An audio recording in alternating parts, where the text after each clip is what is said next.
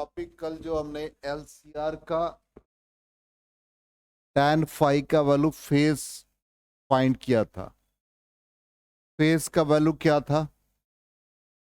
सब लोग देख के बताओ। फैन चलाना है तुम लोगों को?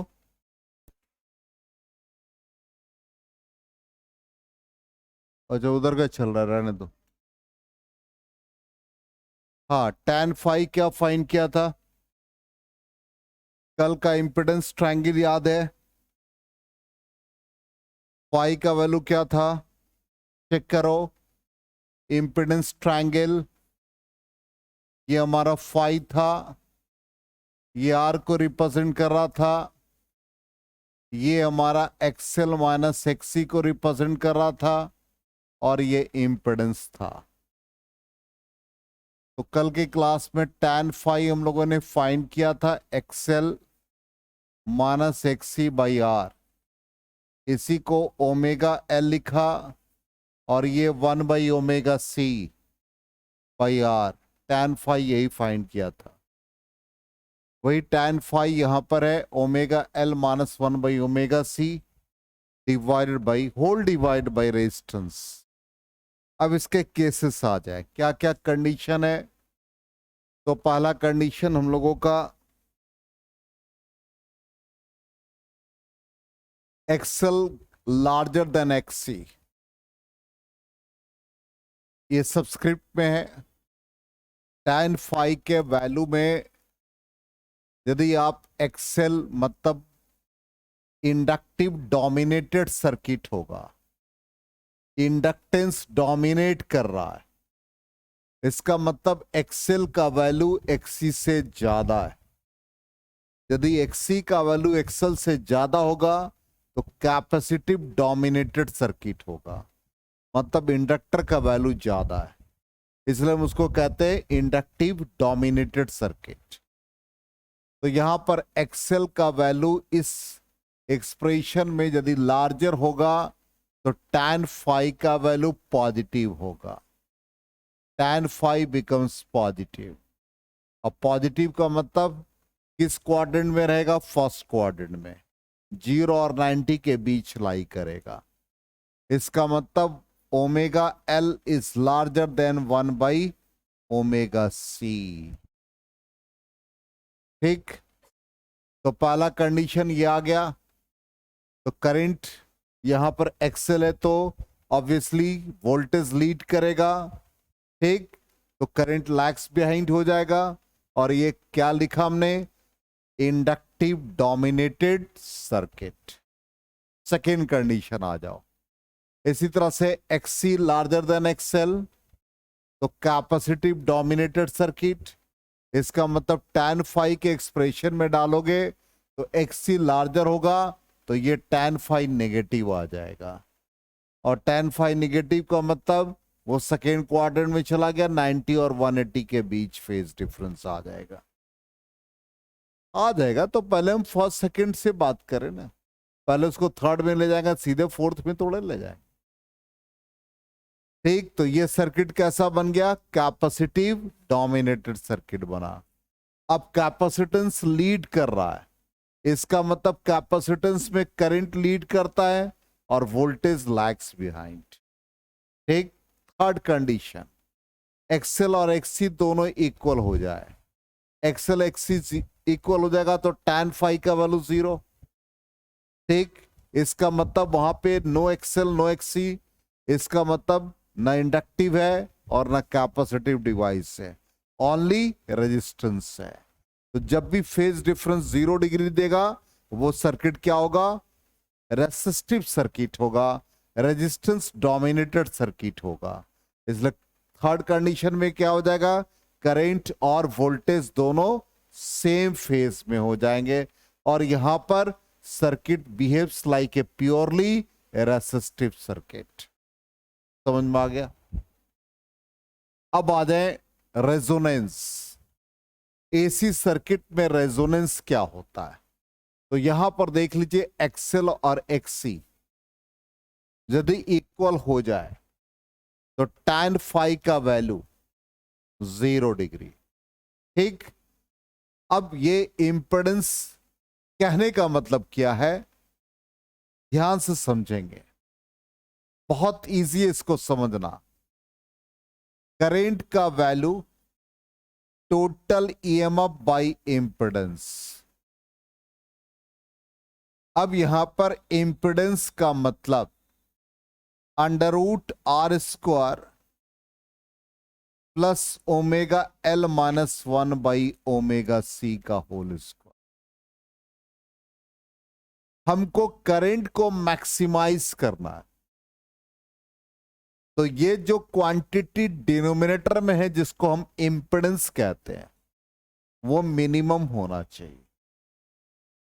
उसको मिनिमाइज करने के लिए अब पूरे सर्किट में जो वायरिंग किया हुआ है, जो वायर रेजिस्टेंस क्रिएट करता है, वो तो जीरो नहीं होगा।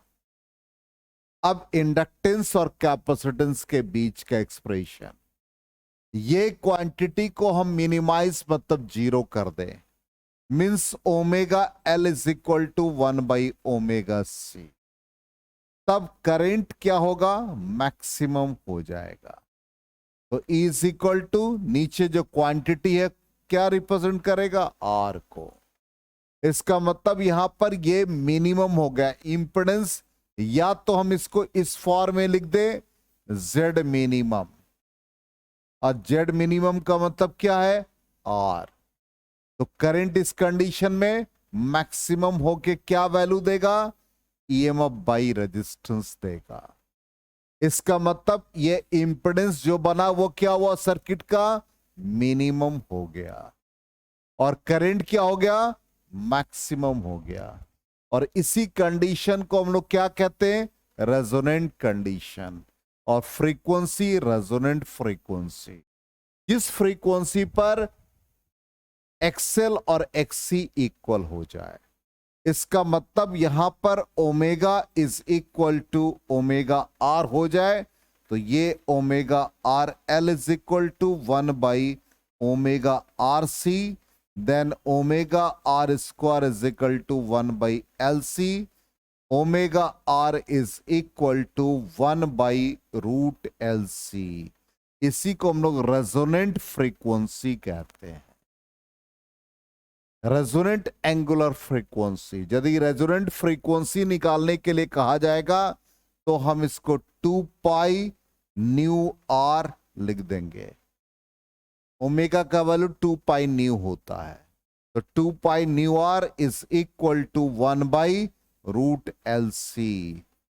That is called resonant frequency 1 by 2 pi √LC। बोलो क्लियर। इसलिए जब भी क्वेश्चन में रेजोनेंट फ्रीक्वेंसी कहेगा तो हम लोग 1 बाई 2 पाई √LC निकाल लेंगे। क्लियर। अब क्वेश्चन क्या क्या आ सकता है कि under which condition circuit becomes resonance. तो सर्किट कब रेजोनेंट होगा, जब omega L = 1 by omega C। ठीक। रेजोनेंट कंडीशन क्या है, ऐसा कंडीशन जिससे में करंट मैक्सिमम हो जाए, इंपेडेंस मिनिमम हो जाए। रेजोनेंट सर्किट के कंडीशन में फाई का वैल्यू 0 डिग्री। कितने क्वेश्चन बन रहे हैं, आया समझ में। ठीक है, तो एट रेजोनेंट फ्रीक्वेंसी देखो क्या आ गया, new R = 1 by 2 pi √LC। ठीक है। अच्छा, अब आ जाए resonant curve and quality factor, बहुत इंपॉर्टेंट है। ये कहता है कि जैसे आप करंट और फ्रीक्वेंसी के बीच में एक सपोज ग्राफिकल रिप्रेजेंटेशन देखो, तो ग्राफ का नेचर ऐसा आ रहा है। इसका मतलब एक ऐसा कंडीशन है जहां पे करंट एम्पलीट्यूड मैक्सिमम हो रहा है, और वो फ्रीक्वेंसी यहां भी देखो, वो फ्रीक्वेंसी रेजोनेंट फ्रीक्वेंसी होगा जहां पे करंट एम्पलीट्यूड मैक्सिमम। इसका नाम क्या दिया, रेजोनेंट फ्रीक्वेंसी दिया। अब ये डिफरेंट R1 R2 R3 है। हम डिफरेंट वैल्यूज ऑफ रेजिस्टेंस ले रहे हैं। क्यों ले रहे हैं वो देखिएगा ध्यान से। एक ऐसा करंट का एम्पलीट्यूड ले रहे हैं जहां पे करंट का value I naught by root 2 हो जाए। ठीक, इसका मतलब यहां पर देखिएगा क्वालिटी फैक्टर। क्वालिटी फैक्टर का मतलब क्या है? क्वालिटी फैक्टर यहां पर कहता है क्यू फैक्टर। क्यू फैक्टर कहता है कि उस समय का उस फ्रीक्वेंसी को आप सेलेक्ट करो जहां पर current amplitude becomes I naught by root 2। अब इसके इस लेफ्ट हैंड साइड में, जिसको हम इलेक्ट्रॉनिक्स टर्म में लोअर साइड बैंड कहते हैं, अभी समझा रहे हैं, ध्यान से सुनोगे, बहुत काम की चीज है। और रेजोनेंट फ्रीक्वेंसी के राइट में जो होता है ये है लोअर साइड बैंड, और इसको हम लोग कहते हैं अपर साइड बैंड, यूएसबी। अब इसका यूज क्या है प्रैक्टिकल लाइफ में? जैसे हम लोग एफएम रेडियो सुनते हैं, मेरी बात को ध्यान से सुनोगे। जब हम लोग ट्यून करते हैं, मान लो वो एफएम का फ्रीक्वेंसी 95 हर्ट्ज है, तो 95 हर्ट्ज पे आपको प्रॉपर लाउडनेस सुनाई देता है। वो हमारा मैक्सिमम वैल्यू है आई नॉट।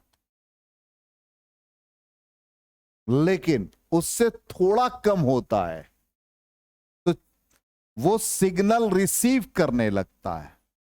94 ऐसे मेगा हर्ज होता है, हमने ऐसे लिख दिया मेगा हर्ज ही होता है। और 94 मेगा हर्ज पे ट्यून करोगे तो थोड़ी आवाज कम रहती है। ये है आई नॉट बाई रूट 2। थोड़ा आगे बढ़ो, 95.5 या 96 तो भी आवाज सुनाई देगी, लेकिन एम्पलीट्यूड कम रहेगा। वो हमारा है 96 मेगा हर्ट्ज।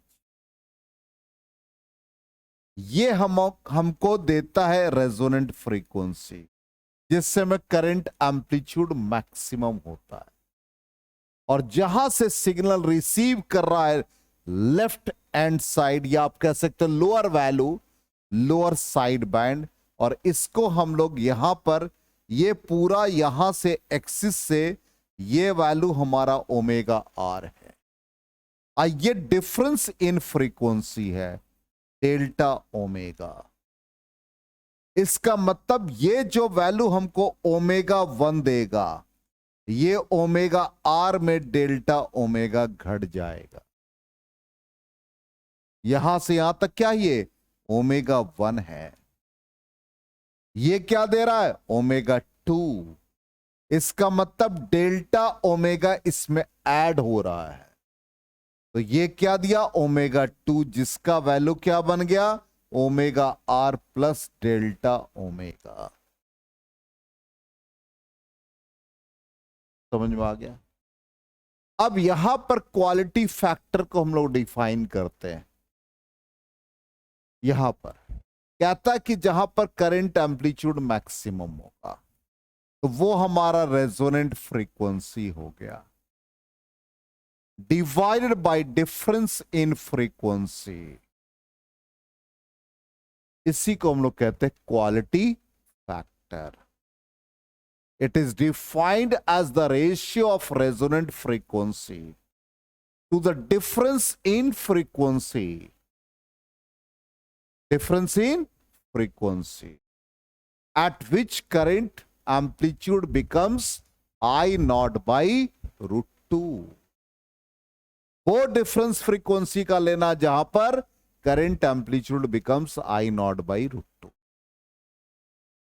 ठीक, अब इसका वैल्यू जो आता है वो हम ओमेगा आर, मतलब ये पूरा वैल्यू हमारा था voltage across inductor by voltage across resistor.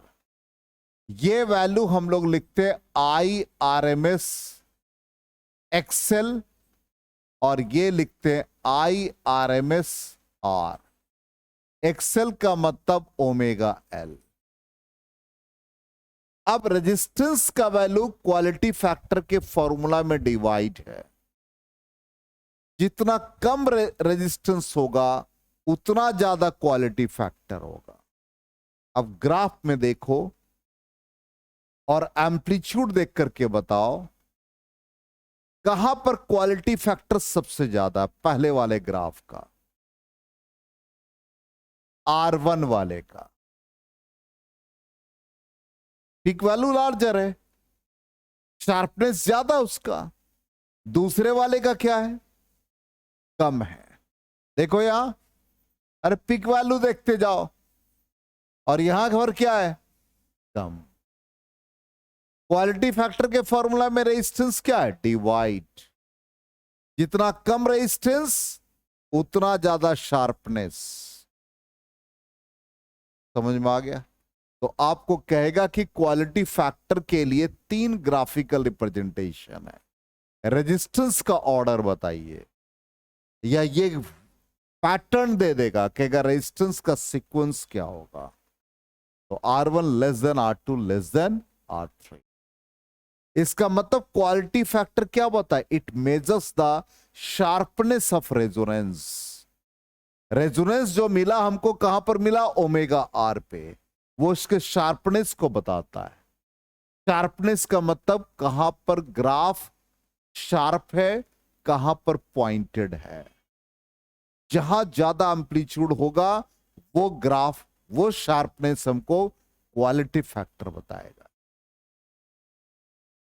समझ में आ गया, ठीक। अब यही सारी चीजें हमने यहां पर लिखा हुआ, quality defines the ratio of resonant frequency to the band width. मतलब ओमेगा 2 माइनस ओमेगा 1 का वैल्यू निकालोगे तो क्या आएगा, बोलो जल्दी से क्विक, 2 डेल्टा ओमेगा आएगा। ठीक, चलो वही है यहां पर 2 डेल्टा ओमेगा। समझ में आ गया। और ये क्या है, पोटेंशियल। अभी क्या लिखा था, VL बाई VR। तो define as the ratio potential drop across either inductance or capacitance divided by potential drop across the resistance। Omega R is equal to नहीं, यदि ओमेगा आर में हम IRMS से मल्टीप्लाई करेंगे तो एक्सेल आ जाएगा। आई into are, हम लोग लिखते हैं करंट इंटू, ध्यान से, क्वालिटी फैक्टर ये आ गया Q इज इक्वल टू, ऊपर वाला टर्म आ गया omega R into L. Omega L को हम लोग क्या लिखते हैं, एक्सेल लिखते हैं। ठीक, नीचे क्या आया, रेजिस्टेंस आया। अब ये पूरा टर्म आ गया एक्सेल, इसको IRMS से मल्टीप्लाई कर दिया, इसको भी IRMS से मल्टीप्लाई, ये VL बन गया और ये VR बन गया। अब आ गया समझ में। इसका डेरिवेशन भी है, लेकिन डेरिवेशन हमारे लिए इंपॉर्टेंट नहीं है। तो क्या बन गया, VL by VR, quality factor VC by VR। Clear है, आ गया समझ में। और ये ओमेगा RL बाई R हो जाएगा, तो क्वालिटी फैक्टर को इस तरह से भी लिख सकते हैं। और ओमेगा RL की जगह पर ओमेगा RC आ जाएगा, तो वो क्या बन जाएगा, 1 बाई ओमेगा RC, तो वो बन जाएगा XC। ठीक, और यही रीजन है, यही क्वालिटी फैक्टर और शार्पनेस के कारण हम लोग जब भी चैनल को क्या करते हैं, ट्यून करते हैं, तो फ्रीक्वेंसी रेंज डिफाइन कर लेते हैं। इसलिए आपने देखा होगा, सुना होगा कि जैसे मान लो कि कोई टेररिस्ट अटैक हो रहा है या वो सैटेलाइट पर फोन पर बात कर रहा है, उसके सिग्नल को इंडियन आर्मी या हमारा इंटेलिजेंस इंटरसेप्ट कर लेता है, क्योंकि जो इंटेलिजेंस डिपार्टमेंट है उसका अपना फ्रीक्वेंसी है, उसका अपना फ्रीक्वेंसी रेंज है, तो दूसरे फ्रीक्वेंसी को इंटरसेप्ट करेगा तो पता चल जाएगा। आप टीवी देखते हो, हर चैनल का फ्रीक्वेंसी ऊपर सिग्नल आता है, डिजिट आता है, इसका मतलब सोनी टीवी का फ्रीक्वेंसी रेंज अलग है। आपको याद होगा पहले जमाने में, जब पहले मतलब 10-12 साल पहले जब हम लोग मैच देखते थे तो 12 बजे के बाद सैटेलाइट डी लिंक हो जाता था, लाइव मैच नहीं आता था। रीजन वही था, जो हमारा टाइम पीरियड होता था उस समय वो फ्रीक्वेंसी इतना लार्जर या जो भी फ्रीक्वेंसी रेंज है वो हम लोगों को मतलब उस सैटेलाइट के लिए एप्लीकेबल नहीं था। इसलिए आपने देखा होगा कि सोनी का अलग आ रहा है, जी टीवी का अलग आ रहा है, सबका फ्रीक्वेंसी रेंज डिफाइंड है। आगे समझ में? और इसीलिए आपने सुना भी होगा वॉकी टॉकी वगैरह बैंड है। नहीं, हम लोग भी बना लेते हैं तो घर में भी यूज कर लेते हैं। तो आप कोशिश भी करोगे तो वैसा डिवाइस नहीं बना पाओगे कि जैसे मान लो कि आपका मोबाइल यहां पर रखा हुआ है और एक वॉकी टॉकी बना करके आप पटना में यूज कर रहे हो, क्योंकि वो फ्रीक्वेंसी इंटरसेप्ट कर लेगा, वो फ्रीक्वेंसी आपको अलाउड नहीं है। सब क्वालिटी फैक्टर पर डिपेंड करता है। क्लियर हो गया? आया समझ में? चलिए, आज हो गया टाइम, आज का क्लास थोड़ा कम ही हुआ लेकिन